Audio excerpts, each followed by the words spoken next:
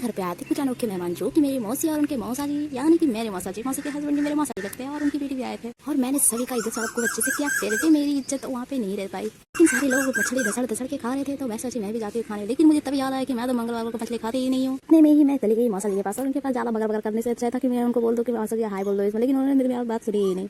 उसी तरह उनको ऐसा लग रहा था कि मुझे उनको पौगी को बोलने बोल रही थी मैं, लेकिन उनको तो पता ही नहीं था कि मैं ब्लॉग बना रही थी। इस कारण मैं फिर से चली आई मौसी के रूम में। यहाँ माता जी अपना माथा खुजा रही थी और काफी हंस भी रही थी क्योंकि उनकी बहन बहुत टाइम बाद आई थी। इसी कारण मौसी जी तो मछली धसड़ धसड़ के खा रही थी और मैं उनकी काफी बेइज्जती कर रही थी, लेकिन वो दोनों माँ बेटी हंस रही थी और मैं भी हंस रही थी काफी ज्यादा। मैं अपनी छोटी बहन को बोल रही थी कि तुम अपनी मॉम को भी बुराई करो, लेकिन वो तो बिल्कुल भी नहीं करी थी क्योंकि उसकी बहुत फटती है उसकी मम्मी से। लेकिन मैं उसको समझा रही थी कि अरे तुम मेरे घर में बोल सकती हो, मेरे घर में तो बनाई नहीं है ना, लेकिन उसको और ज्यादा डर लग रहा था। इसी कारण मैं उनके खाने में बहुत ज्यादा जूम करी थी और उस कारण मैंने देखा कि उनके प्लेट में तो सारा चावल खत्म हो चुका है। मम्मी का बड़ा सा कटोरा तो मछली से भरा हुआ था लेकिन जोर तो कहीं दिख ही नहीं रहा। मम्मी और मौसी मिलकर तो घड़ा पानी भी पीते के खत्म कर रहे थे। पानी मेरे घर में वैसे भी किल्लत चलती है। इसी दौरान मेरी छोटी बहन को मेरी नजर पड़ गई और अपना मुझे पानी लगी। बात पता चला कि मौसी लेकर जाने का टाइम आ गया, लेकिन समय का तो कुछ पता ही नहीं चला कब आई और कब जा रही है मुझे तो कुछ मालूम ही नहीं चला क्योंकि मेरे से तो कोई बहस हुई नहीं थी। मम्मी का समझे मिलन और बहन मिलन स्टार्ट हो गया। मिलाप खत्म होने के बाद मेरी बहन तुरंत चली गई मौसी के पास मिलने के लिए।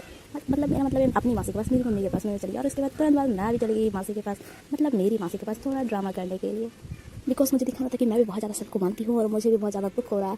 ऐसा असल में मुझे दुख हो रहा था लेकिन मैं उतना व्यक्त नहीं कर पा रही थी अपने आपको। मासी के जाने का जितना दुख था उतना ही खुशी उनके वापस आने का था क्योंकि वो लोग नेक्स्ट मंथ वापस आने वाले थे। इसी कारण मैं थोड़ी खुश भी हो चुकी थी कि वो लोग वापस आएंगे। तो यहाँ मैंने मासी और मौसा जी का पैर छुए और उसके बाद फिर मेरी बहन बोली कि मेरे भी पैर छुओ। मैंने बोला कि एक लपड़ लगेगा। मैंने सही बातों को इग्नोर करके उन्हें सभी को छोड़ने के लिए बाहर चली गई और बाहर जाकर देखा तो मौसी का वही ड्रामा स्टार्ट हो गया। पैसे वाले आशीर्वाद है, ये पैसा आशीर्वाद ऐसा करके बोले लगी मस्त। फिर मैंने पैसे भी ले सभी को tata bye bye see you करने के बाद मेरा ब्लॉग यहीं पे खत्म हो जाता है। अगर मेरा ब्लॉग आपको अच्छा लगे तो चैनल को सब्सक्राइब करना, लाइक करना, मिलता है नेक्स्ट ब्लॉग में। तब तक के लिए tata bye bye see you.